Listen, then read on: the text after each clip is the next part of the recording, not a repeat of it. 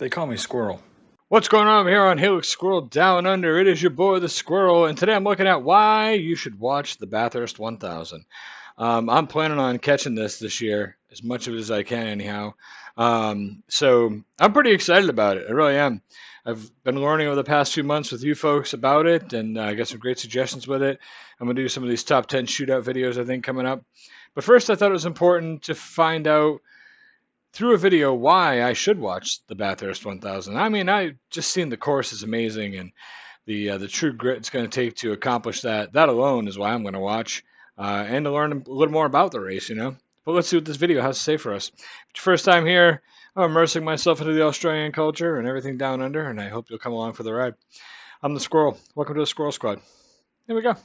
Throw down a list of the great races and you'll no doubt get the likes of the Indy 500 and 24 Hour of Le Mans. But the one race that I look forward to is one that takes place on a hill in the middle of the worst state in Australia. Look, I'm sorry New South Wales, but you have this, and this. But getting back on track here, the race in question is the Bogan Festival that is the Bathurst 1000 and will serve as the final round of this year's Supercars Championship. Now I'm sure some of you will be wondering how this could compare with the likes of the Indy 500, Daytona 500 or the 24 Hour Le Mans. Well, sit down, if you aren't already, and let me give you the skinny.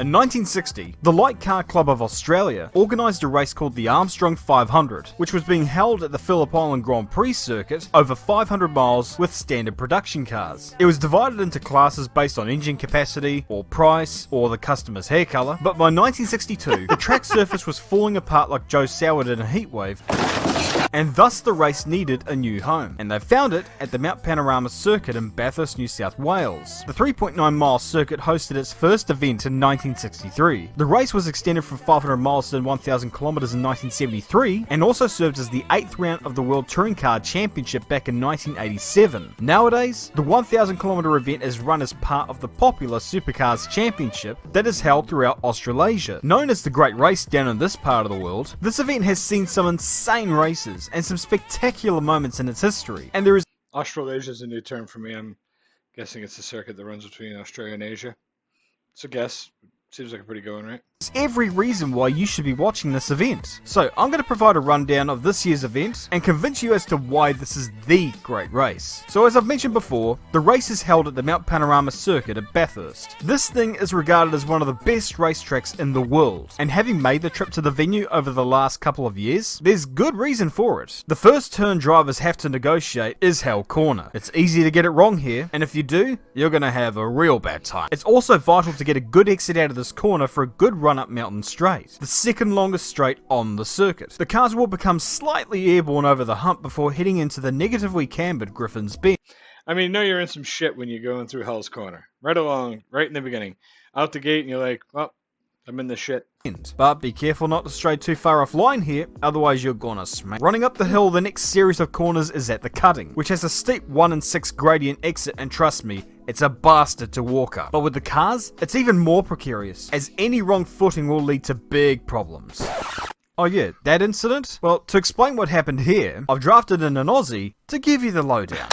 Seriously, a lot can happen over the course of 1,000 kilometers. And a perfect example of this was in 2005, where two drivers would quite literally go head to head, but outside of the car. The two drivers, being Marcus Ambrose and Greg Murphy, would collide on lap 144 and leave behind what looked like a 8-cylinder car park behind them. Ambrose was ahead of Murphy of the exit of Griffin's, but quickly ended up sideways after being tagged by Murphy. Well, depending on how you look at it. Ambrose's car would then mount the barrier and almost look like it was going to fall over the other side into the bushland. After the two cars came to a stop, Murphy stood in front of his car as Ambrose got out and made his charge towards him, taking off his helmet, then his balaclava, and of course, his gloves. The two drivers had some friendly words, pointed fingers, and yelled at each other like two blokes having a disagreement at the pub. The legend of this moment will always be in my memory.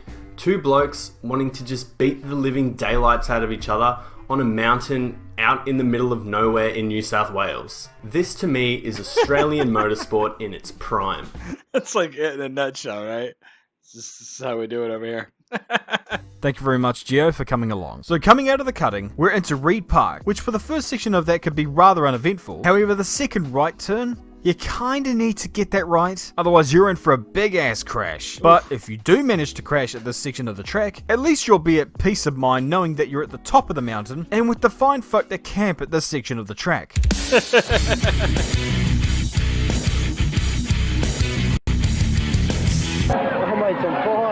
The next section of the track is called Salmon Park, and this is where the track begins to edge a little more on the scary side. In fact, with it comes the shortest horror story in motor racing history, Wide at the Great. Why is this scary? Well... Could not steer the car. Whitcup, Craig Loud, Zinger replay. Steve Johnson had just got Taylor. Great. It just got away from up here. You'll see it. Oh, they both went in. John Cena! Going on from there, John Cena was great. Wrestling guy. Yeah, I remember the Great. I remember the lap. They're talking about the Great and how it'll end your day. It's not good. cars will Not good. scream through McPhillamy Park, a fast section of the track with a panoramic view across Brock's skyline that reminds you how bloody high you are. So imagine if Frank Montagny was driving. Then we begin to run down the hill, beginning with the S's. It's crucial that you slow down enough through this section, otherwise you're going to learn the hard way that car versus wall often leads to big ouch. Then there's the Dipper, basically the Aussie version of the corkscrew, Dipper. only with this one there's no runoffs, and it's pretty scary. Coming out of the Dipper, you then make the approach toward Forest Elbow, which is a prime overtaking opportunity, provided you do it right, before making the long run down Conrod Straight. Here I love how every section has a wonky name. It's awesome. Here the cars get close to or at 300 kilometers an hour. The road rises and falls away as the cars build up speed. For the cars behind, it's an opportunity to get into the draft and prepare for another move at the chase, which is another great opportunity for passing. The one thing you don't want at this part of the track is a tyre failure. But guess what? That's happened here before. Exiting the chase leads you to the final corner at Murray's. A 90-degree corner, you say? Easy, you reckon? Yeah, tell that to Alexander Rossi. And therein is a lap of Mount Panorama, but really, me explaining it doesn't do justice. You need to witness these cars try and put 650 horsepower to the ground on a track barely wide enough for luge racing. As for the teams and drivers, if you're unfamiliar with any of these cats, I'll give you the skinny on some drivers of note. There is Scott McLaughlin, 3-time Supercars champion and the defending Bathurst 1000 winner. Craig Lowndes, 7-time winner on the mountain and 3-time Supercars champion. Jamie Whincup, 7-time Supercars champion and 4-time winner of the Great Race. In fact, overall, there are 11 people on the grid who have won the Bathurst 1000 race in the past, although there will be plenty of people hungry for their first Bathurst title, including Toyota Racing Series champion Thomas Randall, British Formula 4 champion Scott Pye, Blancpain GT Series and Supercars champion Shane Van Gisbergen, Japan F3 champion and Jaguar F1 test driver James Courtney, and Brody Kostecki, who is... Fuck Brody.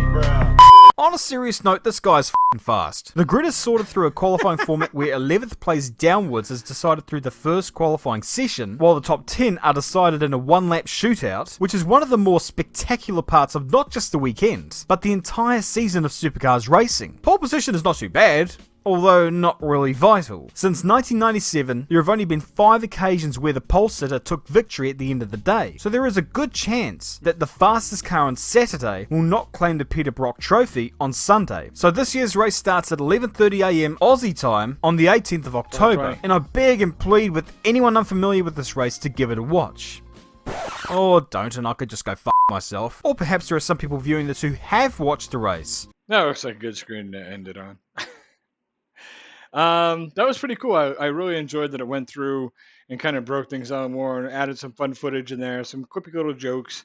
You know, This is Bathurst really explains this really, really well. And this kind of goes into some other points that, you know, are just differing points, different ways to look at things, which is kind of cool. I enjoyed that. It was a nice little walkthrough. Obviously, it was made in 2020 at the very end there, but 2022, it's the year of the squirrel. Starts watching Bathurst. So I got to make time for it, and you know, got to go.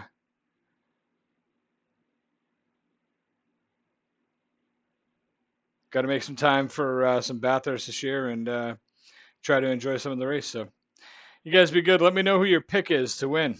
Tell me in the comments below. I'll catch you guys soon. Squirrel out.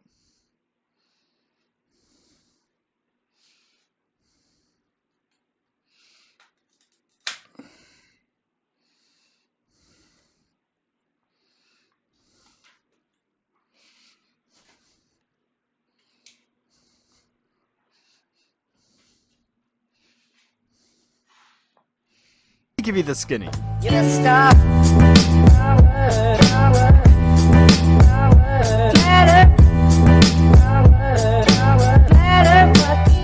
In 1960, the Light Car Club of Australia organised a race called the Armstrong 500, which was being held at the Phillip Island Grand Prix circuit over 500 miles with standard production cars. It was divided into classes based on engine capacity, or price, or the customer's hair colour, but by 1962, the track surface was falling apart like Joe Soward in a heatwave, and thus the race needed a new home.